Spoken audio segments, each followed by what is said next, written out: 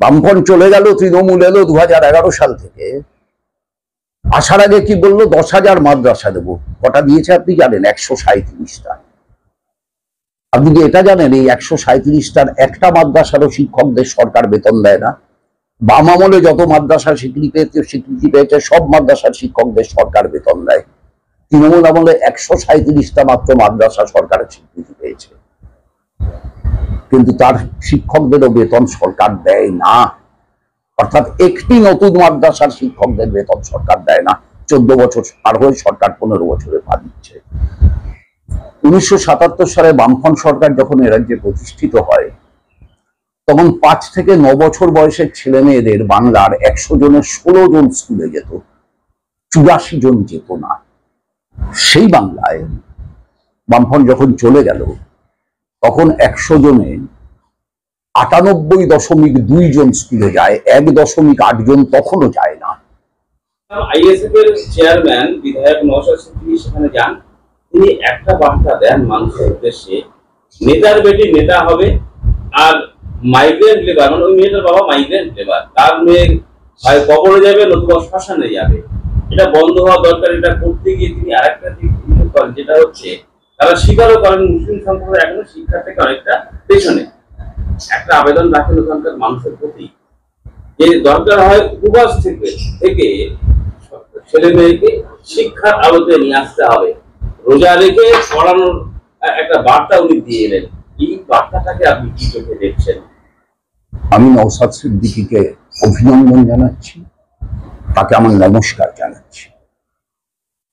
তিনি একটি মূল্যবান কথা বলেছেন এবং সমগ্র মুসলমান সমাজ তার এই কথাটাকে গ্রহণ করুক, এটা আমি কায়মনোবাক্যে প্রার্থনা করব। আসলে মুসলিম সমাজের শিক্ষায় পিছিয়ে যাওয়ার ইতিহাসটা আজকের না, ওটা ব্রিটিশ আমলের ইতিহাস। ব্রিটিশ আমলে যখন ইংরেজি শিক্ষা প্রবর্তিত হয়, সেই সময় মুসলিম সমাজপতি যারা ছিলেন তারা একটি ভুল সিদ্ধান্ত করেন। তারা এটা বলেন যে ইংরেজরা আমাদের হাত থেকে ক্ষমতা দখল করেছে, দুদিন বাদে ইংরেজদের হাত থেকে আমরা আবার ক্ষমতা পুনর্দখল করব, আবার উর্দু ভাষা রাষ্ট্রীয় ভাষা হবে, সুতরাং ইংরেজি শেখার কোনো দরকার নেই। এইটার প্রভাব মুসলিম জনগণের উপরে ভয়ঙ্কর ভাবে পড়ে। আমি এমন তথ্য আপনাকে দিতে পারি, কলকাতা বিশ্ববিদ্যালয়ের কোনো এক বছরের ছাত্রের সংখ্যা থেকে দেখা যাচ্ছে যে হিন্দু ছাত্রের সংখ্যা 53, মুসলমান ছাত্রের সংখ্যা 4। তখন কিন্তু কলকাতা বা পশ্চিমবঙ্গ বা অবিভক্ত বাংলা তার জনসমষ্টির প্রতিফলন এটা না। অবিভক্ত বাংলায় কিন্তু মুসলমান সংখ্যাগরিষ্ঠ।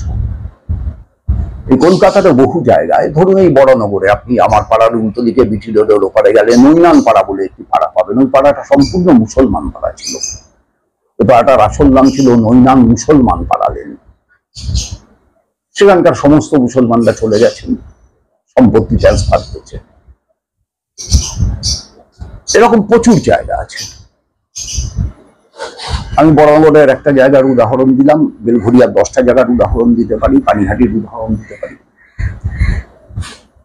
ফলে সেই সময় কলকাতা বিশ্ববিদ্যালয়ে 53 আর 4 এটা কোনো আনুপাতিক প্রতিনিধিত্ব না, জনসমষ্টির সাধারণ প্রতিনিধিত্ব না।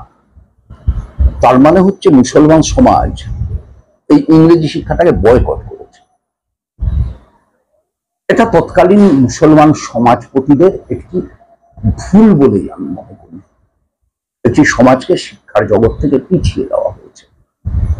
মুসলমান সমাজের ভিতর মেধাবী ছাত্র ছিল না এমন না, মুসলমান সমাজের ভিতর যোগ্য ছাত্রছাত্রী ছিল না এমন না, কিন্তু তাদেরকে আধুনিক শিক্ষায় শিক্ষিত হতে দেওয়া হয়নি সমাজপতিদের নির্দেশে। সে যাই ঘটে থাকুক না কেন, এখন তখন থেকেই পশ্চাৎপদতার শুরু। এবং তারপরে যখন দেশভাগ হলো, ঘটনাচক্রে হচ্ছে গরিব মুসলমানের সিংহভাগটা বাংলায় থেকে গেল, পশ্চিমবঙ্গে। আর একটু মধ্যবিত্ত মুসলমানরা তারা কিন্তু সম্পত্তি ট্রান্সফার করলো, আমাদের নৈনান পাড়ার মতো। তারা কিন্তু সম্পত্তি ট্রান্সফার করলো, তারা বাংলাদেশ চলে গেল। তার বদলে বাংলাদেশ থেকে হিন্দু এসে সেই জায়গা নিল, প্রপার্টি এক্সচেঞ্জ যাকে বলে, যা সে সময় হয়েছিল। কিন্তু একেবারে দরিদ্র মুসলমান সে রয়ে গেল।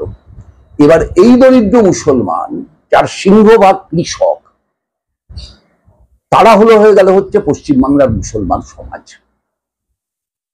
এবার তারা আর্থিক কারণে, দারিদ্র্যের কারণে শিক্ষাকে অগ্রাধিকার দিতে পারল না। এরাই স্বাধীন ভারতবর্ষের সরকার, শিক্ষায় তাদের টেনে আনা গেল না।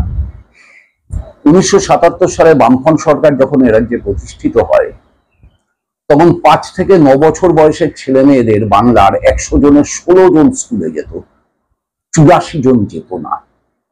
সেই বাংলায় বামফ্রন্ট যখন চলে গেল, তখন 100 জনে 98.2 জন স্কুলে যায়, 1.8 জন তখনও যায় না।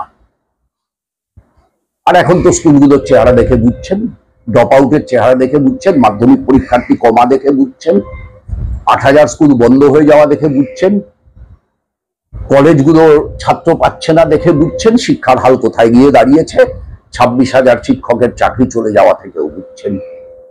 এগুলো এখন বুঝছেন, কিন্তু এগুলো শুরুয়াত কিন্তু তখন থেকে। বামফ্রন্ট চলে গেল, তৃণমূল এলো 2011 সাল থেকে। আসার আগে কি বললো? 10,000 মাদ্রাসা দেবো। কটা দিয়েছে আপনি জানেন? 137টা। আপনি কি এটা জানেন এই 137টার একটা মাদ্রাসারও শিক্ষকদের সরকার বেতন দেয় না? বাম আমলে যত মাদ্রাসা স্বীকৃতি পেয়েছে সব মাদ্রাসার শিক্ষকদের সরকার বেতন দেয়। তৃণমূল আমলে 137টা মাত্র মাদ্রাসা সরকারের স্বীকৃতি পেয়েছে, কিন্তু তার শিক্ষকদেরও বেতন সরকার দেয় না। অর্থাৎ একটি নতুন মাদ্রাসার শিক্ষকদের বেতন সরকার দেয় না। 14 বছর পার হয়ে সরকার 15 বছরে পা দিচ্ছে। ফলে এইটা যদি একটা সরকারের শিক্ষা সংক্রান্ত দৃষ্টিভঙ্গি হয়, যারা চায় শিক্ষা একটা পণ্য হয়ে উঠুক, সেই রকম একটা সরকার যদি রাজ করে, তাহলে ন্যাচারালি সেখানে এমনিতেই পিছিয়ে থাকা মুসলমানদের কাছে শিক্ষার সুযোগ আরো কমে যায়। সেই রকম জায়গায় নৌসাদ সিদ্দিকীর মতো একজন নেতা, তিনি যখন এই আহ্বান জানান, তখন সেই আহ্বান অবশ্যই ধন্যবাদার্হ আহ্বান। আমি সেই আহ্বানকে সম্মান করছি। একদম শেষ প্রশ্ন, একদম ছোট করে উত্তর দিয়ে দেবেন। সেটা হচ্ছে, নওশাদ সিদ্দিকী একটা কথা বলেছেন, তদন্তের গতিবিধি যদি সেরকম না হয় তাহলে আইনি পথ অবলম্বন করবে, এবং সেক্ষেত্রে বিকাশ রঞ্জন ভট্টাচার্য এবং ফেরদৌস স্বামীর উপরে ভরসা রাখছে। আপনারা সিপিএম পার্টির পক্ষ থেকে এই আইনি বিষয়ে আপনারা আইনি পদক্ষেপ নেবেন এই খুনের তদন্তের ক্ষেত্রে? দেখুন, এই প্রশ্নের উত্তর আমার রাজ্য নেতৃত্ব দিতে পারবেন, আমি দিতে পারবো না। তবে অবশ্যই এর বিচার আমরা চাই। সেই বিচারের দাবির লড়াই চলবে, সেটা যে পথ নেওয়ার প্রয়োজন হবে সে পথ নেবে। কোন পথ নেব এক্ষুনি নির্দিষ্ট করে বলবো কি